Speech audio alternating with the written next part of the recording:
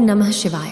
प्रिय भक्तों, आज के हमारे इस वीडियो में हम आपके लिए एक बहुत बड़े तपस्वी की कहानी लेकर आए हैं, जिनकी कथा हर रोज एक सांप सुनने आता था। एक समय की बात है, चंदनपुर गांव में एक गरीब ब्राह्मण अपने पूरे परिवार के साथ रहते थे। उनके परिवार में उनकी पत्नी और एक पुत्र था। वो इतना गरीब था कि उनके पास कभी कभी खाने को भी नहीं होता था। ब्राह्मण की जो पत्नी थी वह बहुत दुष्ट और चालाक थी। वह हर रोज ब्राह्मण को भिक्षा मांगने जाने को कहती थी, पर ब्राह्मण उसकी एक नहीं सुनता था और घर में बैठा राम नाम जाप करता रहता था। अगर आप यह कहानी सुन रहे हैं तो पूरा सुनिए। इस कथा को आधा अधूरा छोड़कर जाने की गलती मत करिएगा, क्योंकि इस पवित्र कथा को पूरा सुनने से मनचाहा फल की प्राप्ति होगी। इसलिए इस कथा को पूरा सुने। आप शिव भक्त हैं तो भोलेनाथ का अनादर ना करें।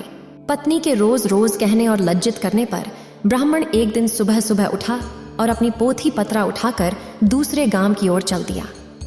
चलते चलते वह घने जंगल में पहुंचा गया और वहां अंधेरा हो गया। वो वहां एक पीपल के पेड़ के नीचे बैठ गया और राम नाम जपने लगा। सुबह होने पर जब वो उठा तो पास के सरोवर पर स्नान करके वो आगे चलने लगा और वह दूसरे गांव में पहुंच गया। गांव वाले उससे ना तो कोई कथा सुनना चाहते थे और ना ही कोई उसे भिक्षा दे रहा था। वो दुखी होकर घूम फिर कर फिर उसी पीपल के पेड़ के नीचे आकर बैठ गया। वो पीपल का पेड़ बहुत विशाल था। उस पेड़ की जड़ में एक विशाल काला सांप रहता था। उस ब्राह्मण ने सोचा कि मेरी कथा तो कोई नहीं सुनता, ये कथा मैं पीपल के पेड़ को ही सुना देता हूँ, और अपनी कथा सुनाने लगा। कथा पूर्ण होने पर पेड़ के नीचे बिल में से एक काला नाग निकला और इस ब्राह्मण को एक स्वर्ण मुद्रा देते हुए बोला, तुम रोज यूं ही यहाँ आकर मुझे कथा सुनाया करो, मैं रोज तुम्हें एक स्वर्ण मुद्रा दूंगा। ब्राह्मण ने यह बात मान ली और सांप बोला, ये बात तुम किसी को भी मत बताना, तुम्हारे सब दुख दूर हो जाएंगे। ब्राह्मण रोज ऐसा ही करता। सुबह उठता, नहा धोकर अपनी पोथी पत्रा लेकर उस पीपल के नीचे पहुंच जाता और वहां बैठकर कथा सुनाता। एक दिन गांव की कुछ औरतें ब्राह्मणी के पास आई और उससे पूछने लगी कि आपके पति इतने धनवान कैसे हो गए, वो रोज कहाँ जाते हैं और रोज उनकी कथा कौन सुनता है। औरतों की बात सुनकर ब्राह्मणी के मन में शंका आ गई। उसने एक दिन अपने पति से पूछा कि आपको ये धन कहाँ से मिलता है, मुझे भी बताए। ब्राह्मण बोला, तुम्हें इससे क्या मतलब है। ऐसा कहकर ब्राह्मण ने ब्राह्मणी की बात टाल दी। कुछ दिनों तक ब्राह्मण उसे टालता रहा, पर one दिन ब्राह्मणी ने ब्राह्मण को मजबूर कर दिया। मजबूर होकर उसने अपनी पत्नी को नाग की सारी बात बता दी, जिस वजह से उसकी पत्नी के मन में लालच जाग गया और उसने ब्राह्मण के खाने में नशे की दवा मिलाकर उसे खिला दिया और अपने बेटे से बोली, बेटा तुम उस पीपल के पेड़ पर जाओ और उस नाग को मारकर उसकी सारी संपत्ति ले आओ। ब्राह्मण का ललड़ी डी का ब्राह्मण का पोथी पत्र लेकर वहां गया और पीपल के पेड़ के आगे बैठकर कथा सुनाने लगा। कथा पूरी होने पर वो नाग बाहर आया और उसको स्वर्ण मुद्रा देने लगा। तभी ब्राह्मण के बेटे ने कुल्हाड़ी से नाग पर वार कर दिया, जिससे नाग की पूंछ कट गई और नाग ने पलटकर लड्ढहाके के पैर में डंस लिया, जिससे लड्ढहाके की मौत हो गई। उधर जब ब्राह्मण उठा तो उसने देखा कि उसके पोथी पत्रा गायब है। वो समझ गया कि कुछ गड़बड़ है। वो जल्दी से पीपल के पेड़ा के पास गया तो देखता है कि उसका ललडेडा का वहां मरा पडेड़ा है। ब्राह्मण को देख नाग बाहर आया और बोला, ब्राह्मण मैंने तुम्हें कहा था कि स्वर्ण मुद्रा की बात तुम किसी से नहीं कहोगे। अब तुम यहाँ से चले जाओ। तुम्हें तुम्हारे पुत्र का दुख है तो मुझे मेरी पूंछ के काटने का दुख है। मैं तुम्हें श्राप देता हूँ कि तुम्हारी जो संपत्ति मेरे द्वारा बनी थी वो सब नष्ट हो जाएगी। ब्राह्मण सर पिट कर रह गया और रोता बिलखता अपने पुत्र का शव लेकर वहां से आ गया और अपनी पत्नी से बोला, देखा तुम्हारे लालच की वजह से हमने अपना इकलौता पुत्र गंवा दिया और हमारी सारी संपत्ति नष्ट हो गई। ब्राह्मणी भी रोती रही। दोस्तों, लालच एक दलदल है जो व्यक्ति को विनाश की ओर अग्रसर कर देता है। तो दोस्तों, कैसी लगी आपको आज की हमारी ये कहानी? हमें कमेंट बॉक्स में लिखकर जरूर भेजिएगा और साथ ही साथ हमारे इस चैनल को सब्सक्राइब करना ना भूलें। तो प्रिय भक्तगण, चलते हैं एक और नई कथा की ओर। इस कहानी को कहते सुनते और हुंकार भरते सभी को अमर सुहाग देना।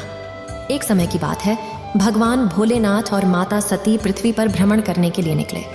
भोलेनाथ ने माता सती से पूछा कि आप 12 महीने के रास्ते से चलोगी या 6 महीने के रास्ते से? तो माता सती बोली, मैं 12 महीने के रास्ते से चलूंगी। तब भगवान शंकर ने पार्वती जी से कहा कि संसार के लोगों के दुखों को देखकर आप कोई भी हट नहीं करोगी। माता सती मान गई। अब शिव जी पार्वती जी को लेकर चलते हैं तो रास्ते में देखते हैं एक घोड़ी को कष्ट आ रही थी। उसके बच्चा होने वाला था और वो दर्द में थी, तो उसकी पीड़ा देखकर माता सती ने भगवान शंकर से पूछा, इस घोड़े को क्यों कष्ट आ रही है? तो शिव जी कहते हैं कि ये माँ बनने वाली है। तब पार्वती जी बोली कि माँ बनने में इतना कष्ट है तो आप मेरे को तो गांठ लगा दो, अभी आगे चलो। तभी रास्ते में एक राजा का राज्य आता है। वहां दूर दूर तक शांति और उदासी फैली होती है। वो उदासी देखकर पार्वती जी पूछती है कि यहाँ सब उदास और शांत क्यों है? तब गांव के लोग कहते हैं, हमारे नगर की रानी माँ बनने वाली है और कष्ट में है, इसीलिए हमारे पूरे गांव में उदासी छाई है। तब पार्वती जी फिर शिव जी से कहती हैं कि माँ बनने में इतना कष्ट है तो आप मेरे गांठ लगा दो। पर शिव जी उन्हें ये कहकर आगे बढ़ जाते हैं कि यदि एक बार गांठ लग गई तो दोबारा नहीं खुल सकती। अब जब वो आगे बढ़ते हैं तो देखते हैं कि रास्ते में एक गाय को कष्ट आ रही थी। उसकी पीड़ा देखकर पार्वती जी फिर बोली, माँ बनने में इतना कष्ट है तो आप मेरे तो गांठ ही लगा दो। पार्वती जी हट करने लगी तो शिव जी ने पार्वती जी के गांठ लगा दी। अब वो दोनों आगे बढ़े। इस प्रकार चलते चलते वो दोनों पार्वती जी के पीहर पहुंचते हैं। वहां सब उनकी खूब आवभगत करते हैं, खूब पकवान बनाए जाते हैं, पर शिव जी जो भी खाना बना होता है वो सब खाना खा जाते हैं। अब पार्वती जी क्या खाएं? तो वे बथुए की साग खाकर पानी पी लेती है। दोपहर में जब वो दोनों विश्राम करते हैं तो शिव जी पार्वती जी से पूछते हैं कि आपने क्या खाया? तो पार्वती जी कहती हैं, जो आपने खाया वही मैंने खाया। पार्वती जी के सोने पर शिव जी उनके पेट की नाभि की ढकनी खोलकर देखते हैं कि पार्वती जी ने क्या खाया, तो उनके पेट में बथुए का साग और पानी दिखता है। पार्वती जी के जागने के बाद शिव जी उनसे कहते हैं, आपने हमसे झूठ बोला था, आपने तो बथुआ और पानी पिया है। तब पार्वती जी उनसे हट करती है कि आज के बाद कोई भी किसी भी महिला की ढकनी खोलकर नहीं देखेगा, अर्थात आज के बाद कोई भी किसी भी महिला के पेट में नहीं देख सकेगा, क्योंकि किसी भी महिला के पेट में उसके ससुराल और पीहर की लाज होती है। आप वचन दे। तब शिव जी को वचन देना पड़ी दिखता है। उसके बाद से अब तक किसी की भी ढकनी नहीं खुलती है। अब वो दोनों वापस कैलाश पर्वत की ओर निकलते हैं तो रास्ते में गाय अपने बछड्डे को चाटती हुई मिलती है और खूब खुश दिखाई देती है। यह देखकर पार्वती जी शिव जी से अपनी गांठ खोलने को कहती है तो शिव जी कहते हैं, मैंने आपको पहले ही कहा था कि गांठ मत लगवाओ, लेकिन आपने तो जिद पकड़ डाच ली। अब वो दोनों आगे बढ़ाते हैं तो राजा के गांव में खूब ढोल नगाड़े बज रहे होते हैं, मिठाइयाँ बांटी जा रही होती हैं, लोग खूब नाच गा रहे होते हैं और खुशियाँ मना रहे होते हैं। पार्वती जी लोगों से पूछती है, यहाँ क्या हुआ? तो सब बताते हैं, नगर की रानी के यहाँ बेटा होने की खुशी का जश्न मनाया जा रहा है। इसी तरह वो आगे चलते हैं तो उन्हें घोड़ी भी अपने बच्चे के साथ खूब खुश दिखाई देती है। यह देखकर पार्वती जी फिर शिव जी से गांठ खोलने की जिद करने लगती है तो शिव जी कहते हैं, मैंने आपसे पहले ही कहा था गांठ मत लगवाओ, यहाँ मृत्यु लोक में हर चीज आपको लुभाएगी, परंतु आप नहीं मानी, आपने जिद पकड़े डैच ली। पार्वती जी के फिर हट करने पर शिव जी पार्वती जी की गांठ खोल देते हैं और वो दोनों कैलाश पर्वत पहुंच जाते हैं। हे भगवान शंकर, जैसे पहले माता पार्वती के गांठ लगाई, किसी पर भी गांठ मत लगाना, और जैसे बाद में पार्वती जी की गांठ खुली वैसे सबकी खोल देना। इस वीडियो को बोलते समय कोई त्रुटि हो तो मैं क्षमा चाहती हूँ। उम्मीद है आप सभी को ये वीडियो अच्छी लगी होगी।